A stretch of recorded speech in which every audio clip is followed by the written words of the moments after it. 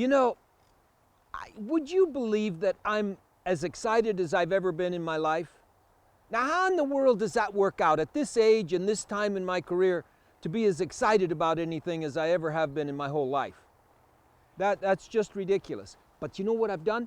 I have found an absolutely new way to work on horses that are head shy. What is a head shy horse anyway? It's a horse that's been abused. And now he wants to get his head away from you all the time. He won't allow you to touch his head. And I figured out a way to really help those horses, and it's working a charm. You just wouldn't believe it. And do you know what it entails? Well, it entails something that you go back thousands of years, you can find it on the walls of the caves. It's called centaur. Man and horse together. That's where centaur came from. And if you get on a horse, holy moly, does it change the way a head shy horse views you. It's incredible. And I have 3 elements for you, 3 different horses, 3 different subjects that we're going to show you in a very brief form.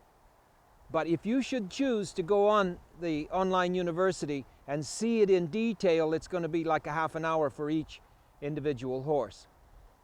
The first one is Tilly. And Tilly was the second one I ever did. The first one wasn't on video because I didn't know I was doing it, did I? I discovered it. So there's Tilly, and Tilly was pretty head shy. Not amazingly head shy, but pretty darn head shy. But does she wind up wonderful? I did her at Keeso College in Bedfordshire in England. And it was amazing. The audience just loved it to death. And then I went down to Somerset, the Hand in Clevedon, in Somerset, England. And I did one called Rocky. And Rocky was extra bad head shy. Had injuries, had people in the hospital and the whole thing. I mean, one of those really head shy horses. And Rocky winds up wonderful. But then there's Abigail. And Abigail had a huge problem. Abigail's trust was frail. And was she head shy, you couldn't put a bit near her.